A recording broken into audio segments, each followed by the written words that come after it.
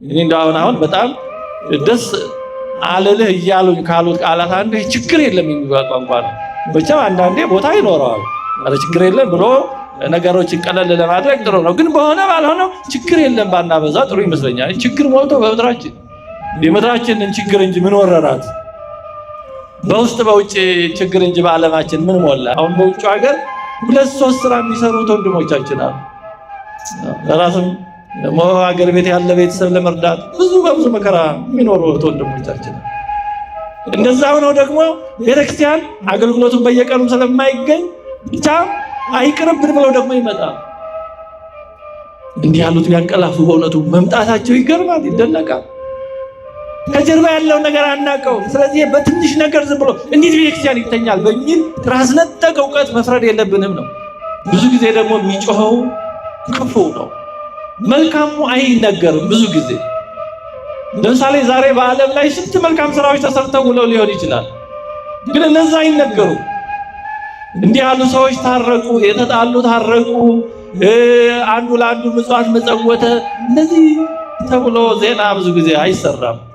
ወይም በጣም ከተሰራም በጣም አልፎ አልፎ ነው። እንዲህ ያሉ ነገሮች ጥሩዎች ናቸው፣ ግን ብዙ አይነገሩም። የሚነገረው መጣላቱ፣ መገዳደሉ፣ ጦርነቱ የመሳሰለው ስለሆነ እንደው አብዛኛው ያለው ይሄ ሊመስለን ይችላል። ብዙ ጥሩ ነገሮችም ደግሞ አሉ። አብዛኛው ሰው ጥሩ ነው። በእውነቱ አብዛኛው ሰው ጥሩ ነው።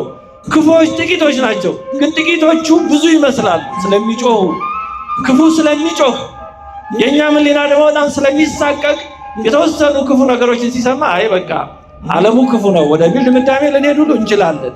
መናፍቃን ቤተክርስቲያንን ሲያውኩ፣ መናፍቃን ቤተክርስቲያን ችግር ሲፈጥሩ እንዲህ ባለ ጊዜ አለመፍረድ ነው የሚያስጠይቀው እንጂ አትፍረዱ ተብሏል እኔ ምን ላድርግ ማለት ይሄ ነውር ነው። በቤተክርስቲያንም ላይ በእግዚአብሔርም ላይ በቀለል ነው። 4 ነጥቦችን ባጭሩ እናነሳለን።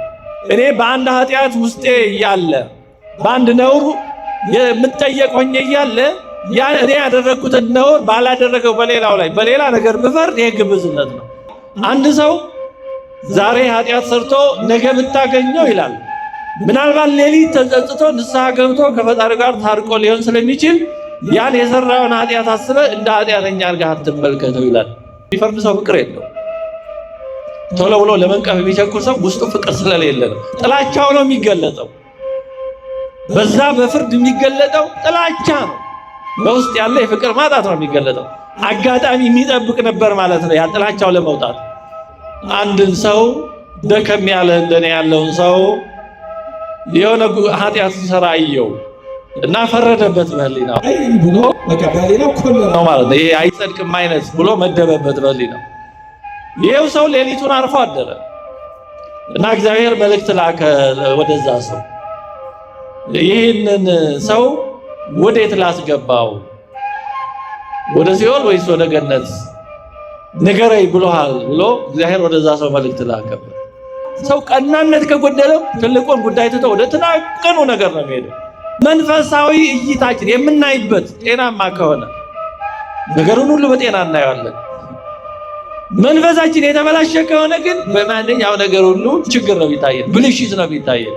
እኛን እግዚአብሔር ከስንት ስህተት እንዳልጠበቀን ከስንት ኃጢአት ይቅር እንዳላለን ለሌሎች ጨካኞች እንሆናለን።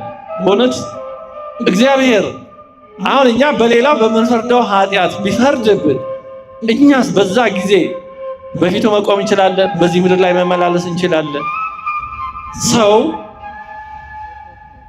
በውስጡ ያለውን የጥፋተኝነት ስሜት ለመሸፈን ብዙ ጊዜ ሌሎችን እንደሱ ያሉ ወይም የመሰሉ ሰዎችን ወደ መፈለግ ይሄዳል እና ጥፋትህን ተው ሲባል አይ ጥፋተኛ ነኝ አዎ ከማለት ይልቅ እኔ ብቻ አይደለም ወደ ማለት የነገሌስ ብሎ በነገሌ ጥፋት አጥፍተው የሚሆን አላጠፉ ሌላ ጉዳይ ሆኖ እኔ ብቻ አይደለሁም ችግሩ እኔ ብቻ አይደለም በሚል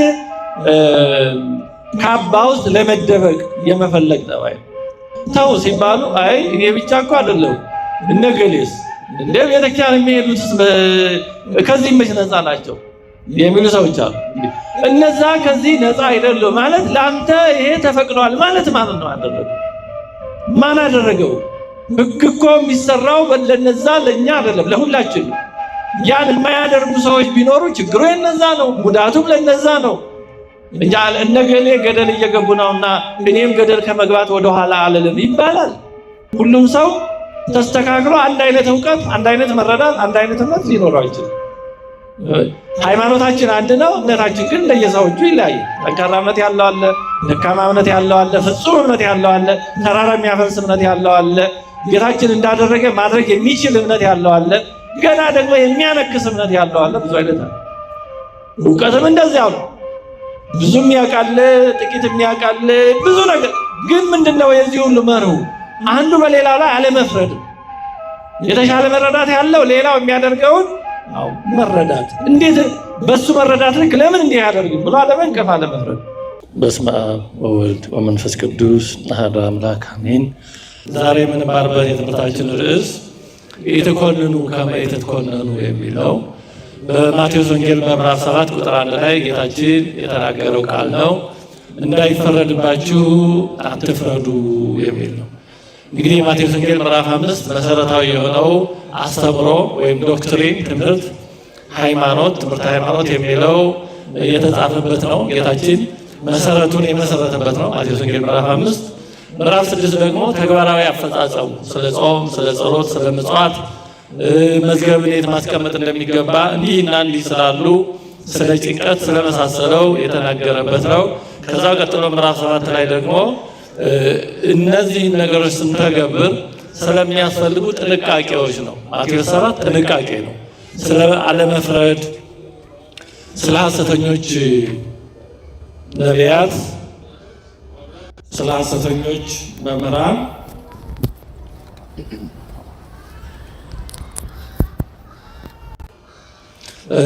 እና እንደዚህ ስላሉ ነገሮች ነው የተናገረው። ስለዚህ ዛሬ ጌታችን እንዳይፈረድባቸው አትፍረዱ ያለውን ማዕከል አድርገን ጠቅለል አድርገን ለመማማር እንሞክራለን። እንዳይፈረድባቸው አትፍረዱ ያለው መጀመሪያ ምንን የተመለከተ እንደሆነ መረዳት ያስፈልጋል። ይህንን አላግባብ በመጥቀስ መፍረድ የሚገባቸው ሰዎች ከመፍረድ ችላ የሚሉ ይጠየቃሉ፣ ይቀጣሉ። ስለዚህ እንዳይፈረድባቸው አትፍረዱ ያለው መቼ ነው የሚለው መለየት አስፈላጊ። ይህን አለቦታው የሚፈርዱ ስላሉ ልንፈርድ የሚገባበት ቦታና ሁኔታ አለ። ለምሳሌ ሙሴ ፈርዷል፣ ኢያሱ ፈርዷል። ፈርዶ በድንጋይ ያስወገረው ሰው አለ፣ አካለ። ሙሴም እንደዚሁ የፈረደባቸው ሰዎች አሉ። ቅዱስ ጴጥሮስ በሐዋርያት ሥራ ምዕራፍ 5 ላይ እንደተጻፈው አናንያና ሰጲራ የተባሉትን ፈርዶባቸዋል። ቅዱስ ጳውሎስ የሐዋርያት ሥራ ምዕራፍ 13 ላይ እንደተጻፈው በርያሱስ የተባለውን ጠንቋይ ፈርዶበታል። ስለዚህ መፍረድ ይገባል።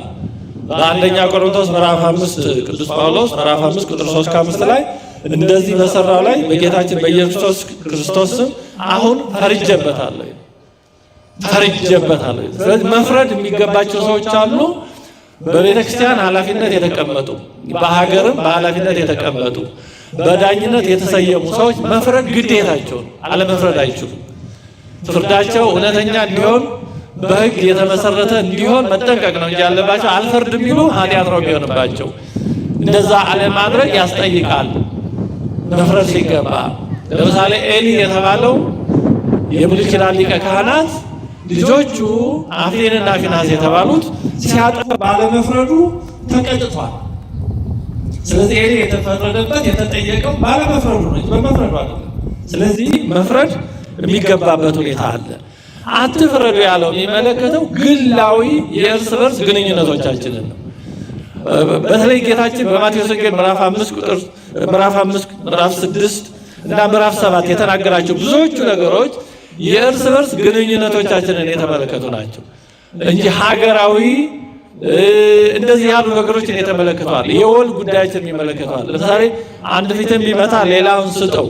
እነዚህ ነገሮች እርስ በርስ ባለን ግንኙነት ላይ የተመሰረቱ ናቸው እንጂ በሀገራዊና እንደዚህ ባሉ ጉዳዮች ላይ ባለ ሁኔታ አይደለም። እነዛን የተናገራቸው አንድን ትምህርት መቼ እንደተነገረ ለምን እንደተነገረ እና እንዴት እንደሚረዱት አለማወቅ ካለማወቅ የባሰ ወይም ባላነሰ ያስጎዳል። ስለዚህ ጌታችን እንዳይፈረድባቸው አትፍረዱ ያለው በእርስ በርስ ግንኙነቶቻችን ነው እንጂ ዳኞች አይፍረዱ ማለት አይደለም። በኃላፊነት የተቀመጡ አይፍረዱ ማለት አይደለም። የክርስቲያን አባቶችም እንዳስፈላጊው በቀኖና አይፍረዱ ማለት አይደለም። በማቴዎስ ወንጌል ምዕራፍ 18 ላይ ጌታችን በመጨረሻ ደረጃ አንድ ሰው ተመክሮ ተዘክሮ እምቢ ካለ ለቤተክርስቲያን ንገራት ይላል። ቤተክርስቲያንን ካልሰማ፣ ቤተክርስቲያን ማለት ጉባኤ ማለት ነው። የቤተክርስቲያን ጉባኤ ያን ካልሰማ እንደ አረመኔ እንደ ቀራጭ ማለት ከቤተክርስቲያን ይለይ ይወገዝ ማለት ነው። ስለዚህ ፍርድ ይገባል። እንዳይፈረድባቸው አትፍረዱ ያለው የእርስ በርስ ግንኙነቶች አንዳችን ከሌላችን ሌላችን ከአንዳችን ባለን ግላዊና የግል አይነት ግንኙነቶች የእርስ በርስ ግንኙነቶች ነው። ስለዚህ ይህንን ታሳቢ ነው። አለቦታው የሚጠቅሰው ይችላል። መናፍቃን ቤተክርስቲያንን ሲያውኩ፣ መናፍቃን ቤተክርስቲያን ችግር ሲፈጥሩ እንዲህ ባለ ጊዜ አለመፍረድ ነው የሚያስጠይቀው እንጂ አትፍረዱ ተብሏል እኔ ምን ላድርግ ማለት ይሄ ነውር ነው። በቤተክርስቲያን ላይ በእግዚአብሔር ላይ መቀለድ ነው። ይህንን ታሳቢ ይህንን መሰረት አድርገን ጌታችን እንዳንፈርድ የከለከለ ለምንድን ነው?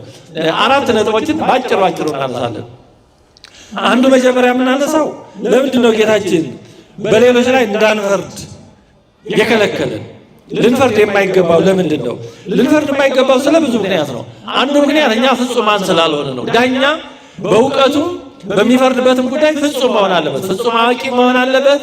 እንደገና ደግሞ እሱም ከሚፈርደው ጉዳይ ንጹሕ መሆን አለበት። አለዛ በአንድ ነገር የሚጠየቅ ሰው በሌላ ነገር በሌላ ሰው ላይ ቢፈርድ ይሄ አስመሳይ ነው፣ ግብዝ ነው ማለት ነው። ግብዝነት ነው። እኔ በአንድ ኃጢአት ውስጤ እያለ በአንድ ነውር የምጠየቅ ሆኜ እያለ ያን እኔ ያደረግኩትን ነውር ባላደረገው በሌላው ላይ በሌላ ነገር ብፈርድ ይሄ ግብዝነት ነው። ሌላው ሰው ሌላ ነገር ሰርቶ የሚፈረድበት እንኳን ቢሆን እኔ ደግሞ የሚፈረድብኝ ሌላ ስራ አለኝ፣ ሌላ ችግር አለኝ ማለት ነው። ስለዚህ የራስን መርሳት ነው የሚሆነው፣ ግብዝነት ነው የሚሆነው። እኛ ደግሞ ፍጹማን አይደለንም፣ ንጹሐን አይደለንም።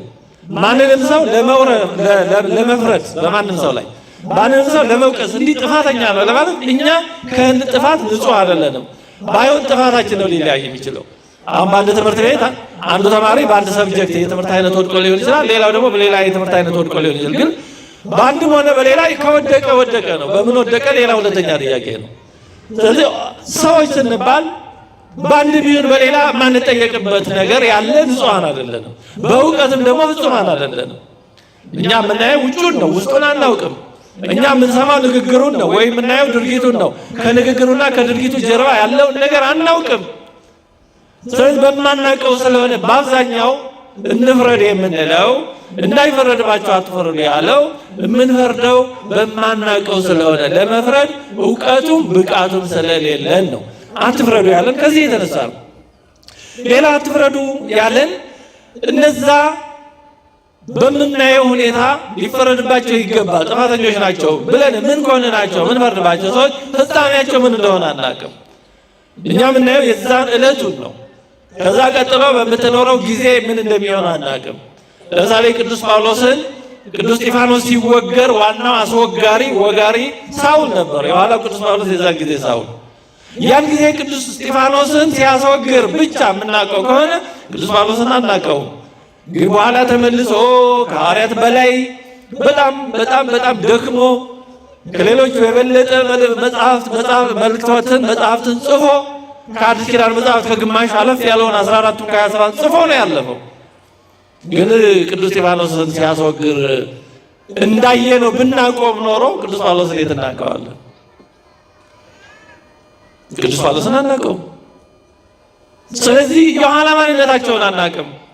ያኔ በዛ ጥፋት የምንኮንናቸው ሰዎች ነገ ለማን እንደሚሆኑ አናውቅም። ፈጽሞ ሌሎች ሰዎች እጅግ በቤተክርስቲያን ልዩ ታሪክ ያላቸው ሰዎች ሊሆኑ ይችላሉ። ቅዱስ ጴጥሮስ 3 ጊዜ ሲክድ ብናየው ምንድነው የሚኖረን አቋም በቅዱስ ጴጥሮስ ላይ? ኋላ ግን ተመልሷል። ማህበረ ሐዋርያት ቀላቅሎታል፣ በጎቼን አደራ ብሎታል። በጌታችን ቀኝ የተሰቀለውን ሽፍታ ብናይ እስከ ዓርብ ከ6 ሰዓት ማለፍ ብሎ የተወሰነች ሰዓት ድረስ የመጨረሻ ወንበዴ የመጨረሻ ወንጀለኛ ነበረ። ግን ቀድሞ ገነት የገባው እሱ ነው። ደግሞ ዛሬ የተዘከረን እግዚኦ በውስተ መንግሥትከ እያልን የምናነሳው ያን ሽፍታ ነው። ከሁሉ ቀድሞ ገነት የገባው ያን ሰው ነው። ያን እኛ አናውቅም። ያኔ ብንኖር የምናየው በጌታችን ቀኝ መሰቀሉን ወንበዴ፣ ሽፍታ፣ ነፍሰ ገዳይ የነበረ መሆኑን ያለፈ ታሪኩን ነው የምናውቀው። የወደፊቱን አናውቅም። ስለዚህ አትፍረዱ የተባለው የወደፊታቸውን ስለማናውቅ ነው። እኛ በዛ ቅጽበት እንዲህ ያደረጉ ብለን የምንፈርድባቸው የምንኮንናቸው በሌላችን ከፍ ዝቅ አድርገን የምንሰቅላቸው የምናወርዳቸው ሰዎች ነገ እነማን እንደሚሆኑ አናውቅም። ነገ እንደ ቅዱስ ጳውሎስ ያለ ሰው ሊሆን ይችላል። እንደ ቅዱስ ጴጥሮስ ሊሆን ይችላል። እንደ ፈያታዊ ዘይማን ሊሆን ይችላል። ማን እንደሚሆን አናውቅም። እኛ ያየነው የዛን ጊዜ ኃጢአቱን ነው። ከዛ በኋላ የሚሆነው ግን አናውቅም። እኛ ያንን ኃጢአት ይዘን ሁል ጊዜ እንደዚህ ነበር ስንል ሰውየው አልፎ ሌላ ቦታ ደርሷል። ወይ ገነት ገብቷል፣ ወይ ሐዋርያ ሆኗል፣ ወይ ሰማዕት ሆኗል፣ አናውቅም። ስለዚህ የነገ ማንነታቸውን ስለማናውቅ ነው አትፍረዱ የተባለው። አንድ አባት ምን ይላል? አንድ ሰው ዛሬ ኃጢአት ሰርቶ ነገ ብታገኘው ይላል ምናልባት ሌሊት ተጸጽቶ ንስሐ ገብቶ ከፈጣሪ ጋር ታርቆ ሊሆን ስለሚችል ያን የሰራውን ኃጢአት አስበህ እንደ ኃጢአተኛ አድርገህ አትመልከተው ይላል። ተነሳሂ እንደሆነ ከፈጣሪ ጋር ታርቆ ሊሆን እንደሚችል አድርገህ ተቀበለው ይላል እንጂ የሆነ ጊዜ ጥፋት እንደ ባንዲራ እያውለበለብክ እንዲህ ነው እያልክ በሊና አትንቀፈው ይላል። ማን ያውቃል? የሰው ተመልሶ ሊሆን ይችላል። እንዲያውም የበለጠ ተጸጽቶ የበለጠ በቅቶ ተጠቅሞ ሊሆን ይችላል። ቅዱስ ዮሐንስ ሐጺር እንዲህ ይል ነበረ።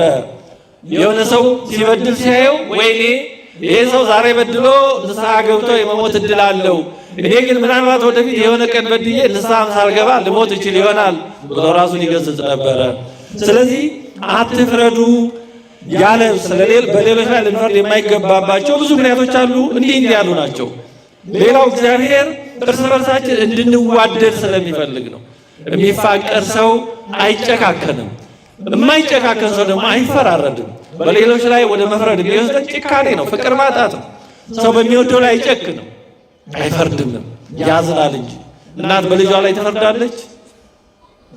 እናት በልጇ ላይ በምታየው ጉድለት ያው ልትቀጣው ትችላለች። እናት ስለ ያን ለማስተካከል ነው ከፍቅር።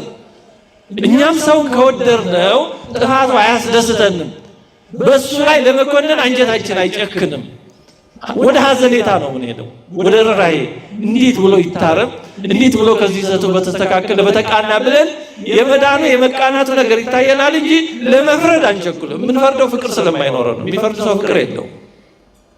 ቶሎ ብሎ ለመንቀፍ የሚቸኩል ሰው ውስጡ ፍቅር ስለሌለ ነው። ጥላቻው ነው የሚገለጠው። በዛ በፍርድ የሚገለጠው ጥላቻ ነው። በውስጥ ያለ የፍቅር ማጣት ነው የሚገለጠው። አጋጣሚ የሚጠብቅ ነበር ማለት ነው ያ ጥላቻው ለመውጣት። ስለዚህ አትፍረዱ በሌላው ላይ ያለው እንድንዋደድ ስለሚፈልግ ነው። እግዚአብሔር የሚፈልገው እንድንፋቀር፣ እንድንተሳሰብ። በዮሐንስ ወንጌል ምዕራፍ 8 ላይ የተጻፈችው ሴት ጌታችን ያልፈረደባት እኮ ጥፋቷ ጥፋት ስላልሆነ አይደለም፣ ኃጢአቷ ኃጢአት ስላልሆነ አይደለም፣ ግን ከፍቅር የተነሳ ጨክኖ አልፈረደባትም። ደግመሽ አትበድይ ነው ያላት። ሰውን ከወደድነው የፈለገ ጥፋት ቢሆን ልንፈርድበት እንቸገራለን። ወደ ርኅራኄ ነው የምንሄደው። ስለዚህ አትፍረዱ ያለው እግዚአብሔር አንዳችን ለሌላችን እንድንተዛዘን ስለሚፈልግ ነው። እንዲሁም ፍርድ የእግዚአብሔር ገንዘብ ብቻ ስለሆነ ነው። ፍርድ የእግዚአብሔር ስልጣን ነው፣ የእኛ ስልጣን አይደለም። ወደ ፍርድ መግባት፣ በሰዎች ላይ ፈራጅ መሆን የእግዚአብሔርን ስልጣን መጋፋት ነው። ከአባቶች አንዱ አንድን ሰው ደከም ያለ እንደኔ ያለውን ሰው የሆነ ኃጢአት ሲሰራ አየው እና ፈረደበት በህሊናው ነው ማለት ነው። ይሄ አይጸድቅም አይነት ብሎ መደበበት በህሊናው። ይሄው ሰው ሌሊቱን አርፎ አደረ እና እግዚአብሔር መልእክት ላከ ወደዛ ሰው። ይህንን ሰው ወዴት ላስገባው? ወደ ሲኦል ወይስ ወደ ገነት ንገረኝ ብሎሃል ብሎ እግዚአብሔር ወደዛ ሰው መልእክት ላከበት። ይሄ ከባድ ተግሳጽ ነው። በማያገባኝ ገባሁ ማለት ነው። እና ፍርድ የእግዚአብሔር ገንዘብ ነው። ይህን የመሰሉ ብዙ ታሪኮች አሉ። በእግዚአብሔር ስልጣን መግባት፣ ፈራጅ መሆን እግዚአብሔርን በጣም ያሳዝነዋል። ያው ስልጣናችን አይደለም ነው፣ ስለማይጠቅመን ስለማይገባንም ነው። ስለዚህ አትፍረዱ አለ እግዚአብሔር። ስለማይጠቅመን የእኛ ስልጣን ድርሻም ስላልሆነ። ሁለተኛው በሌሎች ላይ እንድንፈርድ የሚያደርጉን ምክንያቶች ምንድን ናቸው ነው። ሕሊናችንን ቶሎ ብሎ ወደ ፈራጅነት የሚያደረድረው ምንድን ነው? እውነት ፈራጅነት ከባድ ፈተና ነው። በምናየው በምንሰማው ኮሽ ባለ ቁጥር ወደ መንቀፍ ይወስደናል። እና መንቀፍ ደግሞ ሳናቀው ጽድቅ ይመስለናል ለብዙዎቻችን። መተቸት፣ መንቀፍ፣ ሌሎችን ለቤተክርስቲያን የማያስቡ የማይቆረቆሩ ግዴለሾች፣ ለቤተክርስቲያን ስርዓት የማይቆረቆሩ እንዲህ አድርጎ ማሰብ የቀናኢነት መገለጫ ሁሉ ይመስለናል ሳናቀው። አዎ በአግባቡ መቆርቆር ተገቢ ነው፣ ቀናኢነት ተገቢ ነው። ግን ደግሞ ሕግ እንጠብቃለን ስንል ሕግ አፍራሾች እንዳንሆን ፈሪሳውያንን ጌታችን የወቀሳቸው ብዙ ጊዜ በዚህ ነው። ፈሪሳውያን ለሕጉ በመቆርቆር ሰበብ እግዚአብሔርን ክርስቶስን ይቃወማሉ፣ መልካም ነገርን ይቃወማሉ። በእውነቱ አሁን የሳምንቱ መጻጉዕ ነው። 38 ዓመት ሙሉ ባልጋው ተጣብቆ የኖረ ሰው አይደለም በሰንበት በእሑድ በምንስ ቀን ሊፈወስ ደስ ያሰኛል እንጂ ቀን ያስመለክታል። ሰው ቀናነት ከጎደለው ትልቁን ጉዳይ ትቶ ወደ ተናቀኑ ነገር ነው የሚሄደው። የቀናነት መጉደል የሚገለጸው በዚህ ነው። ደገኛውን ነገር ትቶ ያን መልካም ነገር የሚያጠቁርበትን ከዛ ከነጭ ላም ጠጉር እንደምንም ብሎ የሆነች ጥቁር ነገር ይፈልጋል። አይ እዚህ እኮ ጥቁር አለ ለማለት፣ ያቺ ላም ነጭ ናት ይባል፣ አይ እዚች ላይ እኮ ጥቁር ጠጉር አለች ለማለት። እንዲህ አለ ክፉን ብቻ የሚያይ ይሄ የውስጥ ችግር ነው። በነገራችን ሰው ውስጡ ሲታመም ጥሩ ነገር ማየት አይችልም። የፈለገ መልካም ነገር ቢመጣ ጠቁሮ ነው የሚታየው፣ ተበላሽቶ ነው የሚታየው። የሆነ ነገር ይታየዋል። መቼም ሰው ውስጡ ከተበላሸ የሆነ ነገር አበላሽቶ ማያ መንገድ አያጣም። ለዚህ ነው ቅዱስ ጳውሎስ ሁሉ ንጹሕ ለንጹሐን ያለው። ለንጹሐን ሁሉ ንጹሕ ነው ያለው። ለርኩሶች ደግሞ መልካም ነገር የለም ይላል። ለምን? ውስጣቸው እርኩስ ስለሆነ፣ አስተሳሰባቸው የተበላሸ ስለሆነ ምንም ነገር ቢሆን ያው አበላሽተው ነው የሚያዩት። ችግሩ የሚታየው ነገር ሳይሆን ማያው ነው። ለዚህ ነው ጌታችን በማቴዎስ ወንጌል ምዕራፍ 6 ላይ ዓይንህ ጤናማ ብትሆን መላ ሰውነትህ ጤናማ ይሆናል አለ። ምን ማለት ነው? የምናይበት መንፈሳችን ዓይን የተባለ ዓይን ነው። መንፈሳዊ እይታችን የምናይበት ጤናማ ከሆነ ነገሩን ሁሉ በጤና እናየዋለን። መንፈሳችን የተበላሸ ከሆነ ግን በማንኛው ነገር ሁሉ ችግር ነው የሚታየን፣ ብልሽት ነው የሚታየን። ስለዚህ ሰው ከውስጡ ነው ሊፈወስ የሚገባው። ውስጣችን ካልተፈወሰ ምንም መልካም ነገር ብናይ ለእኛ መልካም አይደለም። ውስጣችን ጤናማ ከሆነ ግን የምናየው ነገር ጤናማ እንኳን ባይሆን ከዛ መልካም ነገር እናያለን። እንዲህ ይባላል። ሁለት ገዳማውያን በመንገድ ሲሄዱ አንዲት ቆንጆ የምትባል ሴት አዩ ይባላል። አንደኛው እንዲህ ተሸፋፍኖ ልብሱን ከልሎ እንዳይፈተን ይሆናል ወይ ብቻ አልፎ ሄደ። ሌላኛው ደግሞ ትክ ብሎ ያያታል። ያኛው አልፎ ከሄደ በኋላ ይሄኛው ቀረ። እንዲህ ምን ሆነ ነው አንተ ትክ ብለህ እንዴት ሲታያለህ? መነኩሴ አይደለ ይሉታል። እኔ የማየው የእግዚአብሔር ስራ ነው። እግዚአብሔር ከአፈር ከጭቃ እንዲህ አድርጎ አስቦ መፍጠር የሚችል መሆኑ ይገርማል። ይሄ እኮ አፈር ጭቃ ነው፣ ግን እንዲህ ያለ ማስዋብ የሚችል ውብ ድንቅ ፍጥረት አድርጎ መፍጠር የሚችል መሆኑን እያደነኩ ነው። አሁን የሁለቱ ሌላ የተለያየ እና ውስጣችን ነው ጉዳዩ ያለው ውስጣችን ላይ እና ውስጣችን ላይ መሳት ነው ያለብን ወዳጆች። እንዲያው ዝም ብሎ በውጫዊ በነጠላ መሸፈን ምናምን ብቻ የውስጥ ጉዳይ ተስተካከሉ እና ለዚህ ነው ጌታችን እንዳይፈረድባችሁ አትፍረዱ ያለ። እንግዲህ በሌሎች ላይ እንድንፈርድ የሚያደርጉን ምክንያቶች ብዙ ናቸው። አንዱ ትዕቢት ነው፣ ራስን አለማወቅ፣ ራስን ከፍ አድርጎ ማየት፣ እኔ ከሌላው የተሻልኩ ነኝ ብሎ በውስጥ ሳናውቀው እንደዛ ነን ብለን ላናስብ እንችላለን። ግን በውስጣችን እንደዛ አይነት እሳቤ ካለ በሆነ ባልሆነው ሌላውን ንቆ አጥቅቶ መመልከት፣ ኮሽ ባለ ቁጥር ሌላውን መንቀፍ ይታያል። ስለዚህ ትዕቢት በጣም ክፉ በሽታ ነው። ግን የሚገርመው ብዙዎቻችን ትዕቢት እንኳን ኖሮብን ትዕቢት እንዳለብን አናውቀውም። ክፋቱ እሱ ነው፣ የውስጥ በሽታ ነው። አንድን ሰው ሌላ ሰው ወደ አንድ አባት ሄደና እባክህ ያን አባት እገሌ የትዕቢት ትንሽ ፈተና አለበት እና እባክህ ምከረው ብሎ ነገረው እና የአባት ያን ሰው አስጠራው። ልጄ እንዳው ትንሽ ያው ቀጥታ እንደወረደ ሳይሆን ግን አለሳልሶ እንደው የትዕቢት ጦር ሳትኖርብህ አትቀርም፣ ተዋጋት እባክህ እንደዚህ ሲለው፣ ኧረ ምን ማለት ነው አባ እኔ ትዕቢት የሚባል የለብኝም ብሎ ተቆጣ። አይ ተው በቃ ራስ መሰከርክልኝ እንኳን ትዕቢት የለብኝም ከማለት በላይ ትዕቢተኛነት የለም። እንዴ እኔ ችግር የለብኝም ከማለት በላይ ችግር ያለው የመሆን ምልክት የለም። እኔ እንደው አሁን በጣም ደስ አለልህ እያሉኝ ካሉት ቃላት አንዱ ችግር የለም የሚለው ቋንቋ ነው። ብቻ አንዳንዴ ቦታ ይኖረዋል። ችግር የለም ብሎ ነገሮችን ቀለል ለማድረግ ጥሩ ነው። ግን በሆነ ባልሆነው ችግር የለም ባናበዛ ጥሩ ይመስለኛል። ችግር ሞልቶ በምድራችን የምድራችንን ችግር እንጂ ምን ወረራት? በውስጥ በውጭ ችግር እንጂ በዓለማችን ምን ሞላ? እና ለነገሮች ተገቢውን መልስ ብንመልስ እና ይሄ ምን ችግር እንደሌለብን አርጎ ማሰብ ራሱ አንዱ የችግሩ መገለጫ።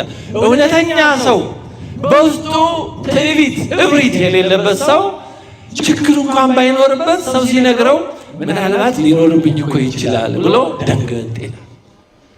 ምናልባት እኔ ልሆን እችል ይሆን ብሎ ይደነግጣል። ጌታችን ከእናንተ አንዱ አሳልፎ ይሰጠኛል ሲል እኔ ሆን ብለው እኮ ሐዋርያት ደንግጠዋል። እንደዛ አይነት ሐሳብ ኖሮባቸው አይደለም። ግን ማን ያውቃል? ሰው ራሳችንን አናውቀውም። እኛ ማናውቀው ሰው የሚያውቀው ነገር ሊኖር ይችላል። ስለዚህ እኛ ያላየነውን ነገር ሰው ሲነግረን ይሄ ነገር ሊሆን ይችላል እኮ ብሎ ደንገጥ ማለት ያስፈልጋል እንጂ ኧረ ውሸት ነው ኧረ እኔ እንዲህ ያለ የለብኝም ማለት ያ የሚባለው ነገር ያለብን ለመሆኑ የመጀመሪያ ምልክት ነው፣ ወይም ማረጋገጫ ነው። ባንደመድም እንኳን ጥሩ ምልክት ነው። ምክንያቱም ጤነኛ ሰው ደንገጥ ይላል። ይሄ ምንም አልደነግጥም የሚል ሰው ይሄ በሽታ ነው። በጣም ደንድኖ አለባችን ማለት ነው። በምንም ነገር አይነካም ማለት ነው። እና ይሄ እንደዛ እንዳይሆን በእውነቱ ትዕቢት፣ ራሳችንን የተሻለ አድርጎ የማየት በሽታ ብዙ ጊዜ በሌሎች ላይ እንድንፈርድ ይፈትነናል። የራሳችንን ኃጢአት እንረሳለን። እኛን እግዚአብሔር ከስንት ስህተት እንዳልጠበቀን ከስንት ኃጢአት ይቅር እንዳላለን ለሌሎች ጨካኞች እንሆናለን። በእውነት እግዚአብሔር አሁን እኛ በሌላው በምንፈርደው ኃጢአት ቢፈርድብን እኛስ በዛ ጊዜ በፊት መቆም እንችላለን? በዚህ ምድር ላይ መመላለስ እንችላለን? እኛ በሌላው ላይ እንደምንፈርደው እግዚአብሔር በእኛም ላይ ቢፈርድ በዚህ ዓለም መኖር እንችላለን? ስለዚህ ወደ ትዕቢት የሚወስደው የራስን ማንነት መርሳት፣ ኃጢአታችንን መዘንጋት፣ ራሳችንን የተሻለን አድርጎ ማሰብ ነው የሚያመጣቸው። የተወደዳቸው የእግዚአብሔር ቤተሰቦች ራስን የተሻለ አድርጎ የማሰብ በሽታ በጣም ከባድ ቀላልም አይደለም። እንኳን እንደው ብዙዎቻችንን በመንፈሳዊ ገፋ አድርገው ብዙ የተጋደሉትን ብዙ ጸጋ የሚያገኙትንና እግዚአብሔርን በትጋት ያገለገሉትን ሳይቀር የሚፈትን አንድ በጣም የማይለቅ በሽታ ወይም እስከ ለብዙ ጊዜ የማይለቅ ብንለው ይሻላል፣ ራስን የተሻለ አድርጎ ማሰብ ነው። በተለይ በቤተክርስቲያን አገልግሎት እንደው በቤተክርስቲያን ዙሪያ እንደው በክርስትና ሕይወት ትንሽ ኖርን ብለን ስናስብ አንዱ ተጣብቆ የሚመጣው ፈተና ይሄ ራስን የተሻለ አድርጎ ማሰብ። ሌሎችን ያነሱ በቃላት ላንለው እንችላለን፣ አረፍተ ነገር እንደዛ አድርገን ላንሰራ እንችላለን እንዲህ ብለን፣ ግን በውስጣችን እንደዛ አይነት ስሜት ይፈጠራል። ይሄን መታገል ትልቁ በእውነቱ ተጋድሎ ነው። አለዛ ሳናውቀው ራሳችን የተሻለ፣ ራሳችን እውነተኞች፣ ራሳችን ጥሩዎች፣ ሌላው ደግሞ ያልገባው ዝም ብሎ እንደዚህ አድርጎ በውስጣችን ሰይጣን በሂደት እየነገረ ሊያሳምነን ሊችል ይሆናል እና በሌሎች ላይ ሳናውቀው ወደ ፈራጅነት የሚወስደን አንዱ ይሄ እና ይህንን ራስን የተሻለ አድርጎ የማሰብን ነገር በጣም መታገል ያስፈልጋል። በታላላቅ አባቶች የምናገኘው አንዱ ትልቁ ፈተና ይሄ። በጣም ታላላቅ አባቶች የሚባሉ ሳይቀሩ በዚህ ተፈትነዋል። ቅዱስ እንጦንስ ተፈትነዋል። ቅዱስ መቃርዮስ ተፈትነዋል። እንደ ብዙዎቹ ተፈትነዋል። በዚህ እንደኔ አድርጎ ያገለገለ ይኖር ይሆን? እንደኔ አድርጎ ለአንተ የተገዛ እንደኔ አድርጎ የተጋደለ ይኖር ይሆን የሚል ትንሽ ሌላ ይፈትናቸዋል። እግዚአብሔር እነዛን ያስተማረበት የራሱ መንገድ አለው እና ወደ ፍርድ የሚወስደን አንዱ ይሄ ለራሳችን የምንሰጠው የተሳሳተ ግምት፣ ራሳችንን ከፍ አድርጎ ማየት፣ ሌሎችን ዝቅ አድርጎ ማየት፣ የራሳችንን ኃጢአት መርሳት፣ እንደዚህ ያሉ ነገሮች ናቸው። ስነ ልቡናዊ ቀውሶችም እንደዚህ ወዳሉ ነገሮች ይወስዳሉ። ምን ማለት ነው? ስነ ልቡናዊ ቀውሶች ማለት ምን ማለት ነው? ሰው በውስጡ ያለውን የጥፋተኝነት ስሜት ለመሸፈን ብዙ ጊዜ ሌሎችን እንደሱ ያሉ ወይም የመሰሉ ሰዎችን ወደ መፈለግ ይሄዳል እና ጥፋትህን ተው ሲባል አይ ጥፋተኛ ነኝ ከማለት ይልቅ እኔ ብቻ አይደለም ወደ ማለት ነገሌስ ብሎ በነገሌ ጥፋት አጥፍተው ቢሆን አላጠፉ ሌላ ጉዳይ ሆነው እኔ ብቻ አይደለሁም ችግሩ እኔ ብቻ አይደለም በሚል ካባ ውስጥ ለመደበቅ የመፈለግ ጠባይ ነው። ስለዚህ ወደ መፍረድ የሚወስደው አንዱ እንዲህ ያለ የውስጥ ስነልቦናዊ ችግር ነው። ስነልቦናዊ ቀውስ ነው። በጣም ብዙ ችግር ነው በእውነቱ። አንዳንድ ሰዎች እንዲህ ካለ ነገር ተው፣ ከአልኮልም ሊሆን ይችላል ከመጥፎ ይህን ከመሳሰሉ ነው በስም ጠቅሳቸው ነገሮች ተው ሲባሉ አይ እኔ ብቻ እንኳ አይደለሁም እነገሌስ እንደ ቤተክርስቲያን የሚሄዱት ከዚህ መች ነፃ ናቸው የሚሉ ሰዎች አሉ። እነዛ ከዚህ ነፃ አይደሉም ማለት ለአንተ ይሄ ተፈቅዷል ማለት ማን ነው ያደረገው? ማን አደረገው? ሕግ እኮ የሚሰራው ለነዛ ለእኛ አይደለም ለሁላችን ነው። ያን የማያደርጉ ሰዎች ቢኖሩ ችግሩ የነዛ ነው፣ ጉዳቱም ለነዛ ነው። እነገሌ ገደል እየገቡ ነውና እኔም ገደል ከመግባት ወደኋላ አልልም ይባላል። እነገሌ መርዝ ጠጥተዋል ወይ ያልሆነ ነገር አድርገው በራሳቸው ላይ ጉዳት አድርሰዋል፣ ስለዚህ እኔም በራሴ ላይ ጉዳት አድርሳለሁ የሚል ሰው አለ። ይሄ በጣም ከባድ የሆነ የስነ-ልቦና ቀውስ ነው። ባይሆን አዎ ይሄ ነገር ስህተት ነው፣ ማስተካከል ነበረብኝ ግን አልቻልኩም፣ እግዚአብሔር ይርዳኝ፣ እናንተን ጸሎታችሁ አይርሳኝ ማለት ይገባል እንጂ ለጥፋት ሌሎች በተመሳሳይ ጥፋት ያሉ ሰዎች እየጠቀሱ ለመከላከል መሞከር በጣም አደገኛ በእውነቱ በራስ ላይ መቀለል ነው። በእንዲህ አይነት ጠባይ የተጠመዱ ብዙ ሰዎች አሉ። በእውነቱ ንስሐ ግቡ ሲባሉ ካልሆነ ምግባር ተመለሱ ሲባሉ እንዲያውም ከዛ አልፎ ሌሎችን የሚጠቅሱ በሚያውቁትም በማያውቁትም ከፍ ብለው ካህናቱንም ከዛም ባለፈ የሚጠቅሱ ካህናቱ እንደዚህ የሚሉ ሲጀመር ካህናቱ ስንት ናቸው? ስንት ካህን አይተህ ነው እንዲህ የምትል? ሌሊት በሰዓታት ቆመው የሚያድሩትን ካህናት አይተሃል? ጠዋት በስብሐተ ነግህ ቆመው ጾመ ድጓውን ቆመው የሚያረፍቱትን ከዛ ደግሞ በቅዳሴው የሚያገለግሉትን አይተሃል? እና በአንድ 2 3 4 5 የሚሆን 10 100ውን 1000ውን አንድ ቅርጫት ውስጥ አስገብተው መውቀጥ በጣም ከባድ ወንጀል ነው። በእውነቱ ከባድ ወንጀል ነው።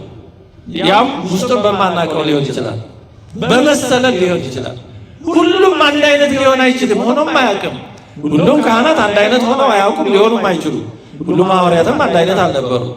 ሁሉም ሐዋርያት ጠባያቸውም አንድ አልነበረም። የጴጥሮስ ጠባይ ለየት ይላል፣ የዮሐንስ ጠባይ ለየት ይላል ያለ ነው።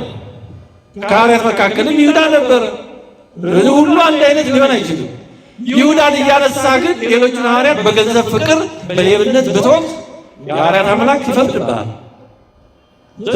በምናውቀው ምናልባትም በአብዛኛው ባልተረዳ ነው ወይ በመሰለን ሌሎችን አንድ ላይ አድርጎ መፍረድ፣ በሌሎች ላይ በእውነቱ መሳለቅ ዕዳ በደሉ ከባድ ነው፣ ፍርዱ ከባድ ነው።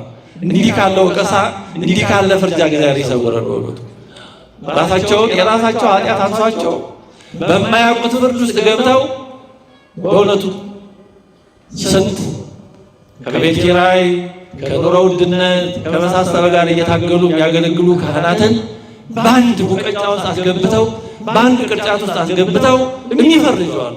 ይሄ ምን ይባላል?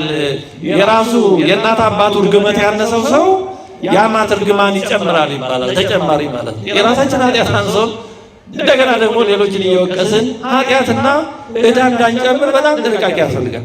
ስለዚህ በሌላ ላይ እንድንፈርድ የሚያደርጉን እንዲህ ያሉ ተገቢ ያልሆኑ ነገሮች ናቸው። በእውነቱ በሌሎች ላይ እንድንፈርድ የሚያደርጉን ነገሮች በደንብ በራሳችን ያሉትን ነቅሰን ማውጣት ያስፈልገናል። ምንድነው ቶሎ ወደ መፍረድ የሚወስድ ወደ መንቀፍ? እውነቱን ለመናገር የብዙዎቻችን ሌላ ይሄ ከራሴ ሌላዎች እናንተን አላውቅም፣ ግን እንዲያው እዚህ ላይ ምናልባት እንደው መሳሳትም ጥሩ ነው ማለት እኔ የምለው ውሸት ሆኖ እናንተ እንደዛ አይነት ችግር የሌለባችሁ ግት ሆኖ ማለት ነው። በተግባር ሲታይ ግን አሁን ነው በአንዳንድ ማህበራዊ ሚዲያ እንደው በመሳሰለው ሲታይ ህሊናችን በጣም ለመንቀፍ እጅግ በጣም ሰበብ ነው የሚፈልገው። ሳይ በብዙ መንገድ ለመተቸት፣ ለመንቀፍ፣ ገፍቶ ለመጣል አይ ድሮስ ወዲያ ብሎ ወደ መጥፎ ነገር ለመግፋት እና እዛው ለማስገብቶ አንድ ላይ ለመውቀት በጣም የብዙ ሰው ህሊና ትንሽ ሰበብ ነው የሚፈልገው። ወዲያ ድሮስ ሊሆን ኖሯል አይደል? እና ይሄ ሆኖ ትልቅ ፈተና ነው። በዘመናችንም መረጃም ክፉ በጎም በተለያየ መንገድ ከመሰራጨቱ የተነሳ የብዙዎቻችን ህሊና በጣም የቆሰለ ይመስለኛል ያልኩት እርግጠኛ ሆኜ ማወቅ አልችልም፣ ግን ይመስላል፣ ሲታይ ይመስላል። ብዙ ጊዜ ደግሞ የሚጮኸው ክፉ ነው፣ መልካሙ አይነገርም። ብዙ ጊዜ ለምሳሌ ዛሬ በዓለም ላይ ስንት መልካም ስራዎች ተሰርተው ውለው ሊሆን ይችላል፣ ግን እነዛ አይነገሩም። እንዲህ ያሉ ሰዎች ታረቁ፣ የተጣሉ ታረቁ፣ አንዱ ለአንዱ ምጽዋት መጸወተ፣ እንደዚህ ተብሎ ዜና ብዙ ጊዜ አይሰራም። ወይም በጣም ከተሰራ በጣም አልፎ አልፎ ነው። እንዲህ ያሉ ነገሮች ጥሩዎች ናቸው፣ ግን ብዙ አይነገሩም። የሚነገረው መጣላቱ፣ መገዳደሉ፣ ጦርነቱ የመሳሰለው ስለሆነ እንደው አብዛኛው ያለው ይሄ ሊመስለን ይችላል። ግን ብዙ ጥሩ ነገሮች ደግሞ አሉ። አብዛኛው ሰው ጥሩ ነው። በእውነቱ አብዛኛው ሰው ጥሩ ነው። ክፉዎች ጥቂቶች ናቸው፣ ግን ጥቂቶቹ ብዙ ይመስላሉ። ስለሚጮሁ ክፉ ስለሚጮህ የእኛ ህሊና ደግሞ በጣም ስለሚሳቀቅ የተወሰኑ ክፉ ነገሮችን ሲሰማ አይ በቃ ዓለሙ ክፉ ነው ወደሚል ድምዳሜ ልንሄድ ሁሉ እንችላለን። ስለዚህ በሌሎች ላይ እንድንፈርድ የሚያደርጉን እኒህና እኒህን የመሳሰሉ ምክንያቶች ናቸው። ሌላው ሶስተኛው በሌሎች ላይ መፍረድ የሚያስከትለው ውጤት ነው። በሌሎች ላይ መፍረድ ምን ውጤት ያስከትላል ካልን እጅግ በጣም ብዙ ጉዳት ያስከትላል። በሌሎች ላይ መፍረድ ዕዳው በጣም ብዙ ነው። በሌሎች ላይ መፍረድ የሚያስከትለው ጉዳት በጣም ብዙ ነው። ምክንያቱም የአምላካችንን ቃል መተላለፍ ነው። እንዳይፈረድባችሁ አትፍረዱ ነው የተባለው። ስለዚህ በሌሎች ላይ መፍረድ ዘላለማዊ ፍርድን ወይም ኩነኔን ያስከትላል። በምትፈርዱበት ፍርድ ይፈረድባችኋል ብሎ እናንተ በምትሰፍሩት መስፈሪያ ይሰፈርላችኋል ነው የተባለው። እኛ በዛው በፈረድነው በራሳችን ላይ እያከማችን ነው። ስለዚህ የሆነን ሰው ስንፈርድበት ያን ፍርድ ራሳችን ላይ እየፈረድን እንደሆነ አንርሳ። ቢያንስ ሊያቅበን ይችላል። ለራሳ ለማሰብ ስለማይቻል ዳዊትን እናስታውሰው። ዳዊት በኦርዮ ምክንያት እንደዛ በድሎ እግዚአብሔር ሽማግሌ ላከበት ናታንን። ወዳጆች ሲጣሉ እግዚአብሔር ፍቅር አምላክ ለወዳጁ ለዳዊት ሽማግሌ ናታንን ላከበት እንዲታረቁ ነው። ዳዊት አይድረስ ነው በኃጢአት ጨለማ በኃጢአት እንቅልፍ ውስጥ ስለሆነ ያለው እና በዚህ ጊዜ እንደምታውቁት ታሪኩን ናታን ነቢዩ ለዳዊት መስሎ ነገረው። እንዲህ የሆነ በአገረ አንድ ድሃ ነበረ፣ እንደገና ደግሞ ባጠገቡ ባለጸጋ ነበረ፣ ብዙ በጎች አሉት። ያ ድሃ ግን አንዲት በግ ብቻ ነበረችው እና ባለጸጋው እንግዳ ቢመጣበት ከብዙ በጎቹ መርጦ ማረድ እየቻለ የድሃውን አንድ በግ ቀምቶ አረደበት ለእንግዳው አለው። በስመ አብ በአገሬ እንደዚህ ይደረጋል? እንደዚህ ተደርጎ ከሆነ እንዲህ ያደረገው ሰው ስለ አንድ እጥፍ ስንት ይክፈል አለ? 4 እጥፍ ይክፈላል። ያ ሰው እኮ አንተ ነህ አለው ነቢዩ ናታን። አሁን ዳዊት ያችን የኃጢአት የማርያም መንገድ እንደሚባለው ያችን የኃጢአት ሀፍረት እንዲቀላለት ነበር የሚፈልገው። ወዳው ልቡ ያው ዳዊት ልቡ ከእግዚአብሔር አልራቀም። እንደዚህ ነው ክርስቲያኑ አፈወርቅ እንዲህ ይላል፣ ልባቸው ከእግዚአብሔር የማይርቅ ሰዎችን ቢበድሉ እንኳን እግዚአብሔር ይጠራቸዋል ይላል። ለምን? ያ ኃጢአት አስበውት የህይወት መንገድ አድርገው መርጠውት አይደለም። እንደ እንቅፋት ነው ድንገት የሚመጣቸው። እንግዳ የተባለው ለዚህ ነው። እንግዳ ድንገት ነው የሚመጣው። በእርግጥ በቀጠሮ የሚመጣም እንግዳ ይኖራል። እዚህ ላይ የዳዊት እንግዳ ግን በድንገት ነው የመጣበት፣ አስቦት አይደለም። ስለዚህ እንደዚህ ባለ ሁኔታ እግዚአብሔር ከልባቸው ሆኖ ግን ድንገት የኃጢአት እንቅፋት የሚገጥማቸውን እግዚአብሔር ይጠራቸዋል፣ አይተውም ወዳጆቹን። በአንጻሩ ግን እንደ ፈሪሳዊው ቢጾሙ ቢጸልዩ ከ11 አስራቱን ቢያወጡ በኩራቱን ቢያወጡ ልባቸው በክፋት የተሞላውን ግን በእነዛ ስራዎቻቸው እንኳን ሳይጠቀሙ ይቀራሉ። ባዶውን ተመለሰ የተባለው ለዚህ እግዚአብሔር የሚያየው ልብን ነው። ምን ያክል አደረግን አይደለም፣ ምን ያክል ጾምን፣ ምን ያክል ሰገድን፣ ምን ያክል አደረግን፣ ይሄ ሁለተኛ ነው። መጀመሪያ እግዚአብሔር የሚያየው ልባችን። ይሄን መርሳት የለብንም። እግዚአብሔር ውጫዊ ነገርን እየለካ በዛ የሚመሰረት አይደለም። ለዚህ ነው እግዚአብሔር ወነጸረ እግዚአብሔር ላዕለ አቤል ወላዕለ መስዋዕቱ የሚለው። እግዚአብሔር ወደ አቤልና ወደ መስዋዕቱ ተመለከተ ነው የሚለው። ወደ መስዋዕቱ አይደለም። የመስዋዕቱ ብዛት ምንድነው? በግ ነው? እህል ነው? ሁለተኛ ሶስተኛ ጉዳይ ነው። እግዚአብሔር መጀመሪያ የሚያየው ሰውየው ልቡናውን ነው። የተወደዳችሁ እግዚአብሔር ሰዎች፣ ጾም አንዱ አስፈላጊነቱ ልቡናን ማንጫ ነው እንጂ በምንጾመው ሰዓት እንድንፎካከር፣ እንድንወዳደር፣ እንድንታበይም አይደለም። በማይጾሙት ላይ እንድንፈርድም በጭራሽ አይደለም። ጾም ልቡናን የሚያነጻ ነው። ቤት ሲጠረግ እንደሚያምር፣ ቆሻሻው ሲጠራ ደስ እንደሚል፣ ጾምም ልቡናችንን ሰውነታችንን በማጥራት በእግዚአብሔር ፊት ደስ የሚያሰኝ እንዲሆን ነው። መስተዋት ሲወለወል ፊቱ የሚቆምበትን ወይም ከዛ ባሻገር ያለውን እንደሚያሳይ ጥሩ አድርጎ የኛው ልቡና እግዚአብሔርን ማሳየት የሚችል እንዲሆን ነው። ጾም መጥረጊያ፣ መሰንገያ፣ መወልወያ ነው። ስለዚህ እንደ ዳዊት ልቡናቸው ከእግዚአብሔር ጋር የተገናኘ የሆኑትን ድንገት የሚመጣውን ኃጢአት እግዚአብሔር ይጠርግላቸዋል። ቆሻሻ ነበር፣ በናታን አማካኝነት ጠረገለት፣ አስወገደለት። ግን ቢሆንም በራሱ ላይ ነው የፈረደው። ስለ አንድ 4 ይክፈል ስላለ ያ በራሱ ላይ የፈረደው ፍርድ ሆኗል። ዳዊት 4 እጥፍ ፍርድ መጥቶበታል። አንደኛ የተጸነሰው ልጅ ሞተ፣ አዘነ ዳዊት። ሁለተኛ አንዱ ልጁ አምኖን የተባለው ሌላውን ልጁን ማለት አምኖን እህቱን ትዕማርን የማይገባ ስራ ሰራ። ሶስተኛ አቤሴሎም ይህንን አምኖንን ተበቅሎ ገደለው። ወንድምና ወንድም የዳዊት 2 ልጆች ተገዳደሉ፣ እርስ በርሳቸው ነውር ሰሩ። በቤት የሰራው ነውር፣ በኦሪዮ ላይ የሰራው ነውር በራሱ ላይ መጣበት። በሌላው ላይ የምናደርገው የሆነ ቤት ካፈረስን የኛን ቤት የሚያፈርስ ያመጣል። የጊዜ ጉዳይ ነው። እግዚአብሔር ዝም አይል። እግዚአብሔር በወዳጁ በዳዊት ላይ እንኳን እግዚአብሔር ፍርዱን አላዛባም። ፍርድ አይዛባም። ዳዊት ወዳጄ ነው ብሎ በኦሪዮ ላይ ያደረገውን በደል ሳይበቅለው አልተውም። በቀል ማለት ፍርድ ማለት ነው። እንደኛ የበቀል ስሜት አለ። ፍርድ ነው፣ ፍትህ ነው።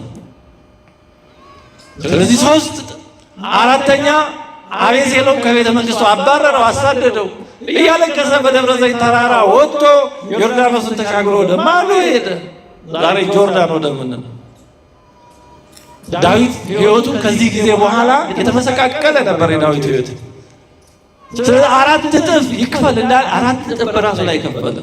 ይሄ ታሪክ ያመጣውን ለምንድን ነው? ስንፈርድ በራሳችን ላይ ነው የምንፈርደው። የሆነን ሰው አይተን ፈርደንበት በህሊናችን ከሆነ በቃ እኛም ያንን በራሳችን ላይ አስተላልፈናል። ራሳችንን ላይ የፈረድ ነው። ምሕረት ለመለመን እንኳን አይመችም። ምክንያቱም ራሳችንን በራሳችን ላይ ያመጣ ነው። እግዚአብሔር ቢሆን የፈረደብን እባክህ ማረኝ ይላል። ራሳችን በራሳችን ፈርደን እንዴት አድርገን? ስለዚህ መፍረድ፣ በሌላው ላይ መፍረድ በራስ ላይ መፍረድ ነው። በሌላው ብንራራ እግዚአብሔር ይራራልናል።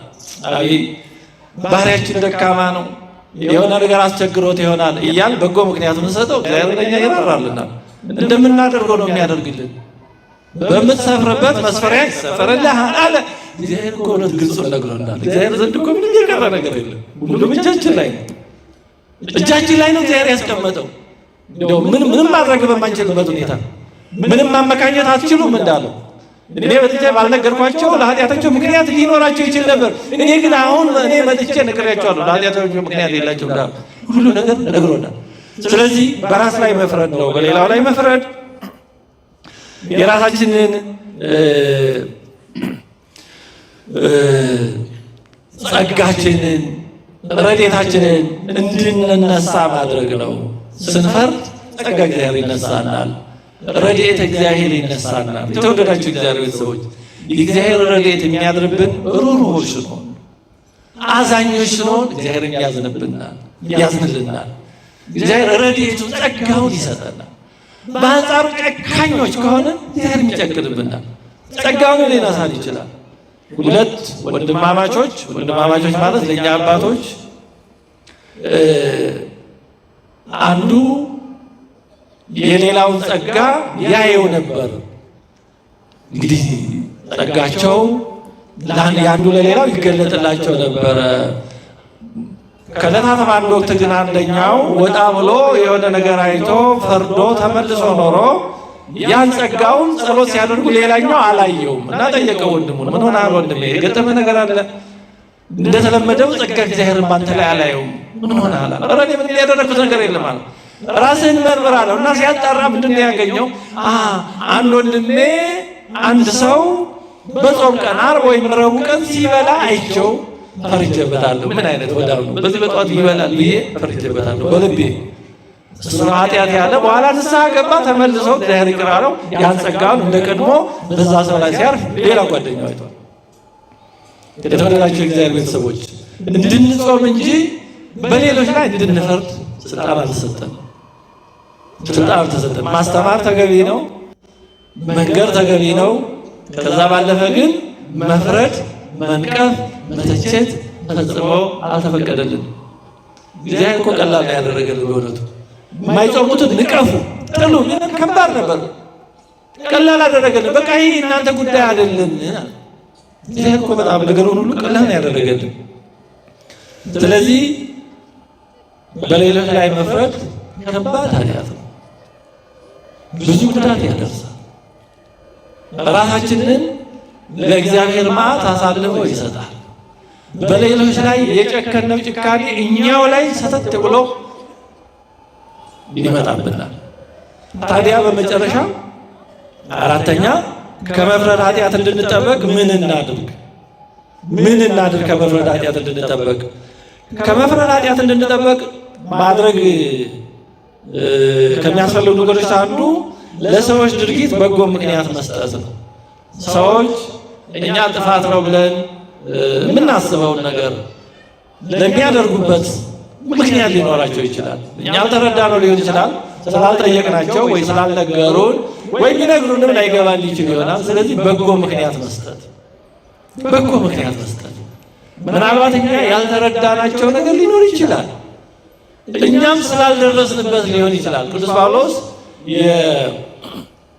የሮሜ መልእክት ላይ በጣም በጥልቀት ካብራራቸው ነገሮች አንዱ የመፈራረድ ጉዳይ ነው። ሮሜ ምዕራፍ 14 ሙሉውን ስለዚህ ነው የሚናገረው። በእምነት የጠነከሩት፣ በእውቀት በመረዳት የጠነከሩት በእምነትና በእውቀት ገና ጀማሪዎች ሕፃናት በሆኑት ላይ እንዳይፈርዱ እንዳይነቅፏቸው፣ አሁን እንዲህ ነው የሚደረገው፣ ምን አይነት ናቸው እንዲህ አይገባቸው ብለው በእኛ መረዳት ልክ ካልሆናችሁ ብለው እንዳይነቅፏቸው፣ እንዲቀበሏቸው፣ እንዲታገሷቸው እናት አባት ሕፃናት ልጆቻቸውን ቀስ ብለው በፍቅር እንደሚያሳድጉ ማለት ነው። በአንጻሩ ደግሞ በእውቀትም በእምነትም ገና ጀማሪ ደካማ የሆኑት ደግሞ በእውቀትም በእምነትም ከፍ ያሉት ሻል ያሉት የሚያደርጉትን ያለ አቅማቸው ተንጠራርተው እንዴት እንዲህ ይደረጋል ብለው እንዳይነቅፉ ሁለቱንም አሳስቧል።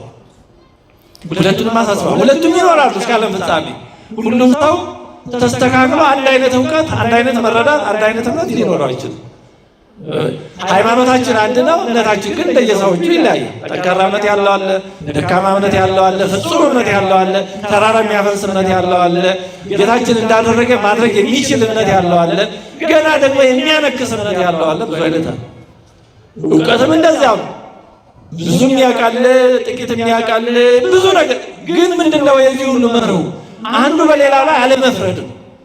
የተሻለ መረዳት ያለው ሌላው የሚያደርገውን መረዳት፣ እንዴት በሱ መረዳት ልክ ለምን እንዲህ ያደርግም ብሎ አለመንቀፍ፣ አለመፍረድ። ሌላው ደግሞ ከሱ ሻል ያለ መረዳት ያላቸው የሚያደርጉትን የሚሉትን እንደሚያውቀው እንደተረዳ አድርጎ ለምን እንዲህ ይባላል አለ ማለት። ሁሉም እኔ ያልተረዳሁት ነገር ይኖራል፣ እኔ ያላየሁት ነገር ይኖራል ብሎ መንገድ መስጠት፣ የማርያም መንገድ እንደሚባለው በፍቅር አንዱ ሌላውን መሸከም እንደሚገባ ቅዱስ ጳውሎስ በስፋት አስተምሯል። ስለዚህ ለሌሎች ድርጊት በጎ ትርጓሜ መስጠት በጣም ተገቢ ነገር ነው በእውነቱ። ከዚህ በፊት ይህን ታሪክ በተለያየ መንገድ ሳላነሳው አልቀርም ይመስለኛል። አባት ጴሜን የተባለ ታላቅ አባት አንድ ሰው ሄዶ ጠየቀው። በቅዳሴ ጊዜ ቤተክርስቲያን ውስጥ አንድ ሰው ተኝቶ ባየው ምን ላድርግ አለ። አባት ጴሜን ምን አለው? እኔ በሆን በአንተ ቦታ ተኝቶ ያየሁትን ሰው ራሱን ቀና አድርጌ ወይ ጭኔ ላይ ወይ ጉልበቴ ላይ አስተኝቼ ድካሙን እንዲያሳልፍ እንቅልፉን እንዲያሳልፍ አደርገዋለሁ። የአባትነት የእናትነት ጠባይ ማለት ሰው ወደ እግዚአብሔር ሲቀርብ እንደዚህ ሩሩ ነው የሚሆነው። በነገራችን ላይ በዚህ ታሪክ ላይ ወደዚህ መረዳት ያልደረስን ሰዎች አስተያየት እንዳንሰጥ ክልክል ነው። ምክንያቱም ከፍ ባለ መረዳት ከፍ ባለ ጸጋ እግዚአብሔር ሆነው በዛ ደረጃ ደርሰው የተናገሩ አባቶቻችን ያሉትን ዝም ብሎ እንዲያው በደረቁ ምንም ከምኑም ሳይደርሱ መተቸት ኃጢአት ነው፣ ተገቢም አይደለም።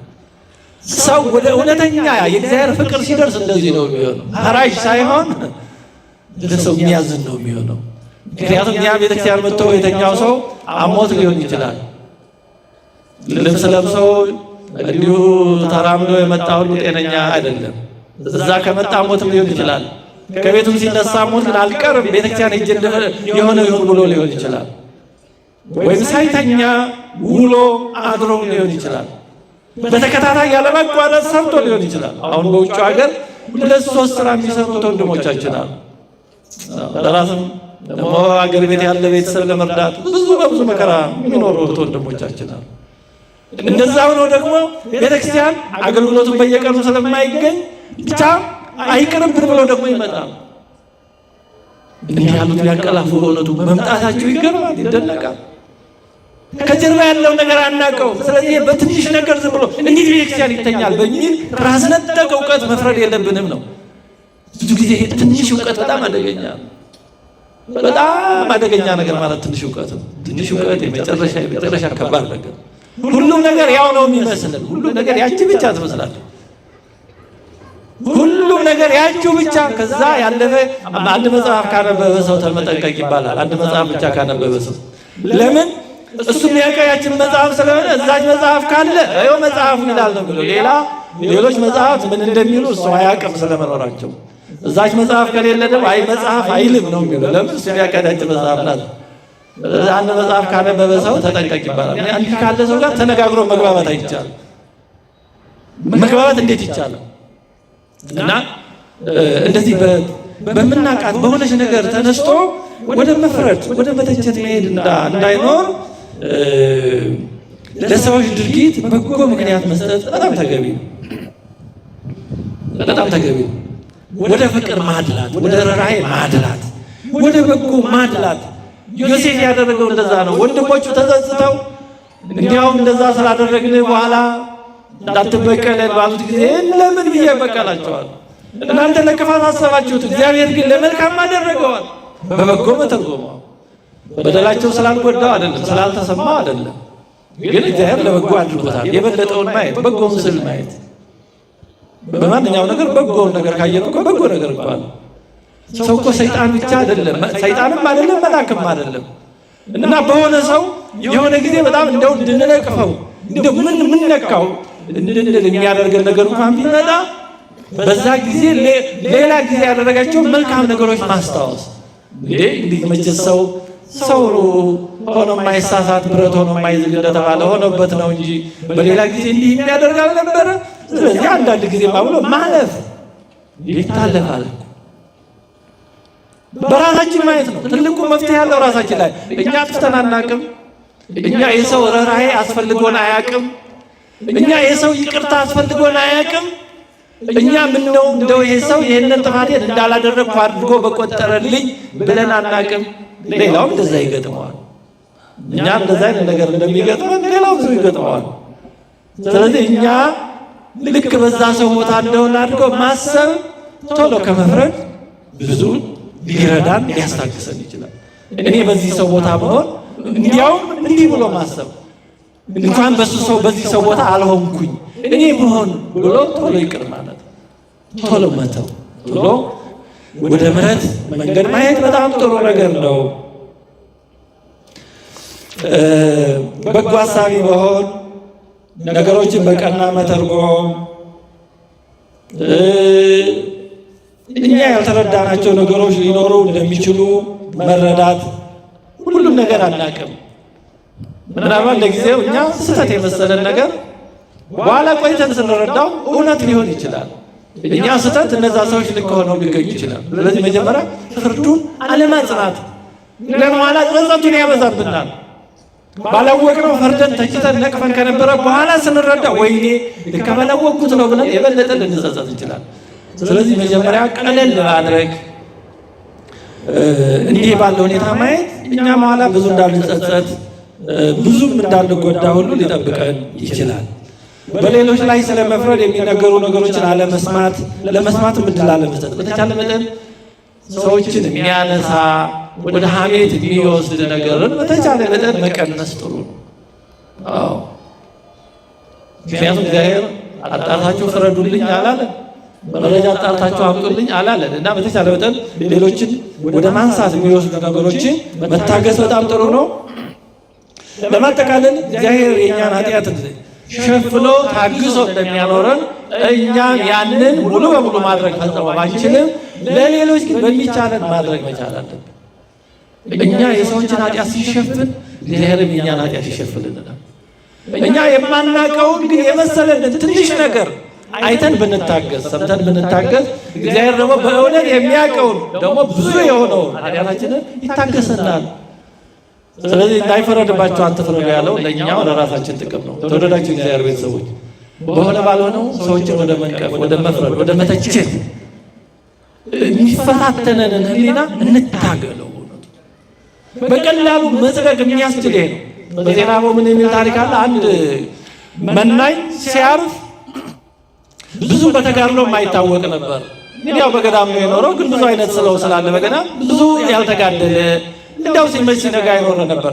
ግን ሲሞት ቅዱሳን መላእክት ተገልጠውለት በእረፍት ሆኖ ፊቱ ደስ ብሏት ይሄ የተጠቀሙ የበቁ ሰዎች ሲያርፉ እንደሚሆነው አይነት ሆኖ ሊያርፍ ሲል አባቶች ጠየቁት፣ ወንድማችን አቤት፣ እኛ በምናውቀው እንደው ብዙ ተጋድሎ ስታደርግ አላየንም፣ በምናውቀው ነው፣ የማናውቀውን አናውቀው፣ ግን አሁን እያረፍክ ያለው በልዩ ሐሴት ነው። ምንድን ነው ለዚህ ክብር ያበቃ? እባክህ ንገረን እንድንጠቀም አሉት። እና ምን አላቸው? አባቶቼ እንደምትሉት ልክ ናችሁ። እኔ ምንም የተለየ ያደረግኩ ነገር የለም፣ እንደው በገዳም ዝም ብሎ ከመኖር ያለፈ። ግን ምናልባት ይመስለኝ እንዳይፈረድባቸው አትፍረዱ የሚለውን የጌታ ቃል ግን ለመጠበቅ በተቻለ መጠን ስጠነቀቅ የኖርኩ ይመስለኛል። የጠቀመኝ ያ ይመስለኛል። እና አለመፍረድ የተለየም ድካም አይጠይቅም። በእውነቱ እንደ ስግደቱ እንደ ሌላው እንደ ጾሙ የተለየ ድካም መራብ መጠማትም መውጣትም መውረድም አይጠይቅም። ሕሊናን መቆጣጠር ነው። ግን ቀላል አይደለም። የሕሊና ውጊያ ቀላል አይደለም። ስለዚህ በተቻለ መጠን ማንፈርድ ለመሆን እንድንችል ሌላችንን እናዘጋጅ፣ እግዚአብሔርም እንዲረዳ እንጠይቀው። በምናየው በምንሰማው ኮሽ ባለ ቁጥር ሰዎችን የምንነቅፍ አንሁን። በአብዛኛው ብዙ ነገሮች ይመስሉናል እንጂ ደግሞ የሚሆኑት እንደሚመስሉት አይደለም። በውጭ የሚታየው በሚዲያ የሚራገበውና መሬት ላይ ያለው ሌላም ሊሆን ይችላል። ተመርጦ ጫፉ ተይዞ ሊሆን ይችላል የሚሮጠው። ከጀርባ ያለው ጉዳይ ሁሉ ሌላ ሊሆን ይችላል እና ጌታችን እንዳይፈረድባቸው አትፍረዱ እንዳለ በማንም ላይ የማንፈርድ እንድንሆን እግዚአብሔር ይርዳል። በመጨረሻ ወንድማችን ዲያቆን መምህር ዘላለም እንግዲህ ማረፉን ሰምታችኋል። በእውነቱ በጣም የምንወደው የምናከብረው ወንድማችን ነበር። በድንገት ማረፉን በመስማታችን ሁላችንም አዝነናል። ሰው ታሞ እንደዛ ባለ ሁኔታ ህመሙ ሲሰማ ያው ሕሊናም ልቡናም እየጠረጠረም እየጠበቀም ይሄዳልና እንደዛ ባለ መሞት ሲሰማ መቼም ሞት ሁልጊዜም አዲስ ቢሆንም እንዲሁ ድንገት ምንም ሳይሰማ ከሚሆነው ትንሽ ያኛው ልቡናን የማጽናናት አቅም አለው። ግን ይሄ ድንገት ስለሆነ በእውነቱ በጣም አስደንግጦናል። ግን ያው ወደ ተሻለ ወደ በለጠው ነው የሄደው። በዚህ ዓለም ለመኖር ምንም የሚያጓጓ ነገር የለም። ልሙትም አይባልም አልሙትም አይባልም። እንደ እግዚአብሔር ፈቃድ ነው እና ተፈጥሯዊ በሆነ መንገድ የመጣ ያው የእግዚአብሔር ፈቃድ ነው። ግን በማረፉ በእውነቱ በጣም አዝነናል። የወንድማችንን የመምህር ዘላለም የወልደ ሰማዕት ነፍሱን ባገለገሉ በቅዱሳን አባቶቻችን በሐዋርያት ቦታ በብሩህ ገጽ ያለ አበሳ ያለ ወቀሳ ይቀበልልን። ቋሚ ደግሞ ያሉ ቤተሰቦችን ያጽናናልን። እንግዲህ በእውነቱ ይህንን ለመግለጽ ነው። እግዚአብሔር ይስጥልኝ።